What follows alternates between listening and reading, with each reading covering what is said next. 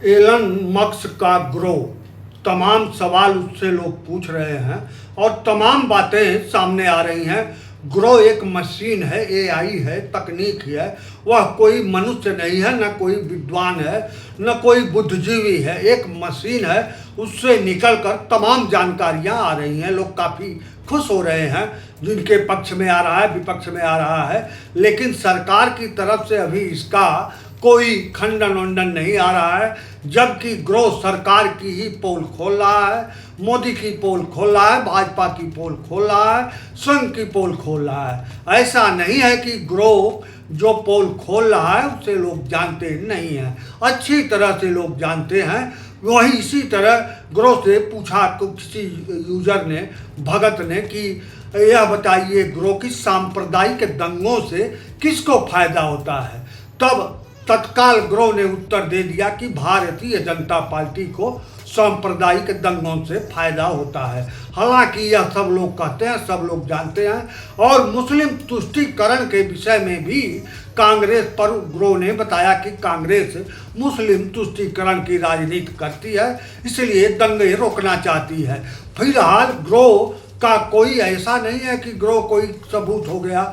जो बातें ग्रो बता रहा है वह ऑलरेडी सब लोग जानते हैं। लेकिन भारतीय जनता पार्टी या किसी भी समाजवादी पार्टी या कांग्रेस पार्टी या किसी भी पार्टी से इस ग्रो के रहस्योद्घाटन से कोई फर्क पड़े ऐसा नहीं है। जातिवादी राजनीति, पीडीए उडीए सब जो चलता है उसी तरह चलेगा। फिलहाल मुख्यमंत्री योगी आदित्यनाथ की भाषा सुनिए। मुख्यमंत्री हैं यह, संविधान में यह नियम है कि धर्म का उपयोग राजनीति के लिए नहीं किया जाएगा। कोई अवैज्ञानिक चीज नहीं बोली जाएगी। लेकिन संसद तक में भाजपा के लोग बता रहे हैं कि छत्रपति शिवाजी के अवतार हैं नरेंद्र मोदी, जबकि संवैधानिक दृष्टि से यह संसद में कहना एकदम अनुचित है। बाहर भी कहना अपराध की श्रेणी में आता है, क्योंकि इसका वैज्ञानिक दृष्टिकोण नहीं है। फिलहाल 1 मिनट 22 सेकेंड योगी को सुनिए, जिनके पास एक ही सुर है और एक ही ताल है। संस्कृति और भारत की परंपरा का गुणगान दुनिया कर रही है, तब भारत के महापुरुषों के प्रति श्रद्धा और सम्मान का भाव हर नागरिक का दायित्व होना चाहिए। और स्थितियों में किसी भी आक्रांता को महिमा मंडन नहीं करना चाहिए। आक्रांता का महिमा मंडन का मतलब देशद्रोह की नींव को पुख्ता करना।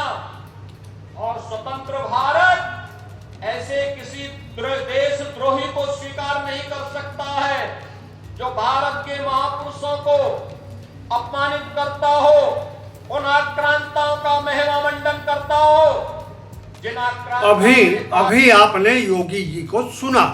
और मैं आपको याद धरा दूं कि जब भाजपा की नई सरकार उत्तर प्रदेश में बनी, तब यह भाजपा ने अपनी उपलब्धियों में गिनाना शुरू किया कि सांप्रदायिक हिंसा विहीन शासन और सांप्रदायिक दंगे नहीं हुए। इसको भारतीय जनता पार्टी ने अपनी उपलब्धि बताया, और उपलब्धि थी भी।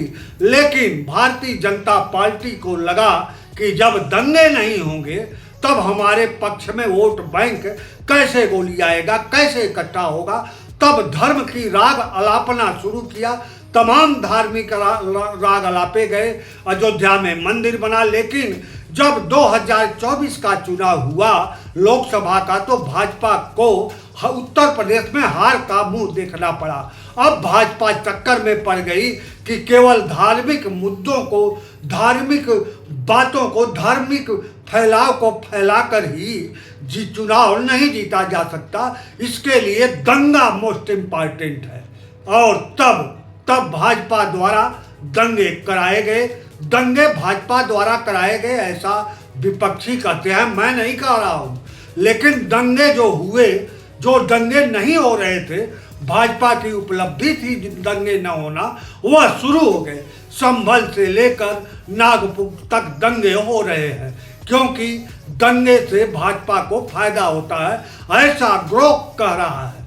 ऐसा ग्रोह बता रहा है और इसे लोग मानते भी हैं। लेकिन यह आप मत मानिए कि केवल भाजपा ही ऐसी राजनीति करती है। ऐसी राजनीति कांग्रेस भी करती है, ऐसी राजनीति समाजवादी पार्टी भी करती है, ऐसी राजनीति बसपा भी करती है, ऐसी राजनीति तूलमूल भी करती है। सब लोग एक समूह को खुश करने के लिए दूसरे समूह के प्रति दुर्भावना बोलते हैं। बसपा हो, सपा हो, पीडीए बनाती है, वो दलित बनाते हैं। सब झगड़ा लगाकर ही राजनीति में हर पार्टियां सफल होना चाहती हैं। लेकिन फिलहाल भाजपा सत्ता में है, इसलिए आलोचना उसी की होगी, क्योंकि सत्ता प्राप्त के लिए भाजपा नेताओं के जो सुर जो कुबोल निकल रहे हैं उसको आप किसी भी हालत में नज़रअंदाज नहीं कर सकते। भाजपा सरकार में एक मंत्री कहता है कि मैं दरोगाओं को पीट कर यहाँ आया हूँ। इसी तरह एक भाजपा के विधायक ललकारते हैं कि डीएम, एसएसपी, कमिश्नर ने माँ का दूध पिया हो तो आकर मिल ले, मुझे फलाने या जहाँ कहे जगह निश्चित करे मैं मिलने। भाजपा नेताओं की इस तरह की गुंडागर्दी की जो भाषा निकलती है उसे क्या समझते हैं आपकी भारतीय जनता पार्टी की सरकार का समर्थन नहीं है? बिल्कुल समर्थन है। इसीलिए भारतीय जनता पार्टी कुबोल को और सांप्रदायिक दंगों को समर्थन दे रही है। फिलहाल अब 58 सेकंड इस विधायक की बात सुनिए। कथा के बाद मैं चुनौती देना चाहता हूं कि दिल्ली पुलिस को चीफ सेक्रेटरी अगर तेरी माँ ने दूध पिलाया है कमिश्नर तेरी माँ ने दूध पिलाया है तो कथा के बाद गाजियाबाद कहीं तय कर लेना, तेरी गोलियां होंगी, हमारे सीने होंगे। यहां से लेकर के 28 तारीख के बाद समय चीफ सेक्रेटरी का होगा, समय चीफ सेक्रेटरी का होगा। माननीय योगी जी ने हमसे मना किया था, बोलना नहीं है, हम चुप थे। पुलिस अन्याय कर रही थी, मेरे कार्यकर्ता को कभी 11,000 रुपए देकर छोड़ा, मैं बोला नहीं। एक कार्यकर्ता को धोनी बोर्डर थाने के इंस्पेक्टर ने पैसे देकर छोड़ा, मैं बोला नहीं। हमारी बहन सरिता चौधरी, उसको दरिंदों ने मारपीट की, मैंने आवाज उठाई, योगी जी ने कहा मैं बोला नहीं। कब तक चुप रहेंगे? अभी आपने विधायक जी को भी सुन लिया और सुने इनकी भाषा देखिए। कानून को, कमिश्नर को, डीएम को ललकार रहे हैं। भारतीय जनता पार्टी जब सत्ता में नहीं होती, कांग्रेस की सत्ता थी तो सांप्रदायिक दंगे होते थे। लेकिन यह दंगे आखिर कराता कौन था? इस दंगे के पीछे था कौन? यह लोग उस समय कांग्रेस के ऊपर आरोप लगाते थे कि कांग्रेस दंगे करवाती है, मुसलमानों को प्रश्रय देती है, तब दंगे होते हैं। लेकिन आज सरकार में भारतीय जनता पार्टी है और मुसलमानों को प्रश्रय नहीं दे रही है। बताओ भारतीय जनता पार्टी के तब दंगे क्यों हो रहे हैं? सोचिए, कांग्रेस मुसलमानों को प्रश्रय देती थी तब दंगे होते थे, भाजपा मुसलमानों को प्रश्रय नहीं दे रही है तब भी दंगे हो रहे हैं। तो आखिर दंगे कराता कौन है? निश्चित है कि जिसे फायदा होता होगा, जिसे सत्ता मिलती होगी, जिसे इस दंगों से ताकत मिलती होगी, वही दंगे कराता होगा। निश्चित ही मुसलमान और हिंदू दोनों राजनीतिक पार्टियों के हाथों के कठपुतली हैं। जनता को इन पार्टियों द्वारा नचाया जा रहा है और निश्चय ही ये दंगे जब तक वोट की राजनीति सत्ता के लिए होती रहेगी, दंगे भी होते रहेंगे।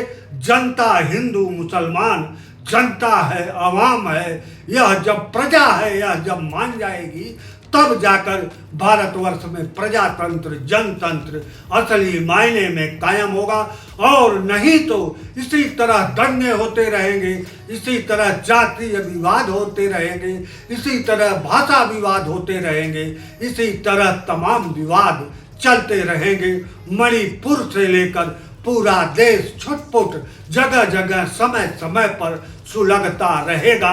जनता अपने को जनता माने, न हिंदू माने न मुसलमान माने, और इन राजनीतिक पार्टियों के हाथों की कठपुतली ना बने, क्योंकि भारतीय जनता पार्टी, कांग्रेस, बसपा सपा सभी एक थैली के चट्टे बट्टे हैं, और भाजपा इस समय उसमें चरम पर है, नंबर 1 पर है।